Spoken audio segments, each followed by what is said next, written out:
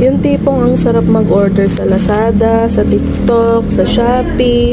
Pero normal ba to guys? Ganyang karaming parcel.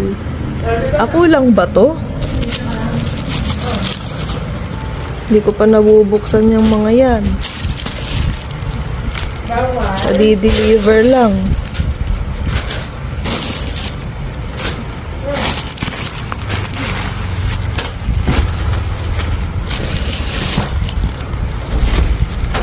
Hindi pa yun bukas.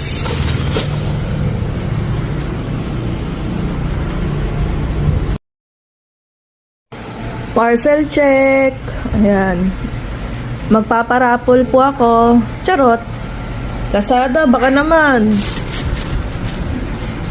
Puro Lazada yan, saka TikTok. Ayan. Ano kayang uunahin ko buksan?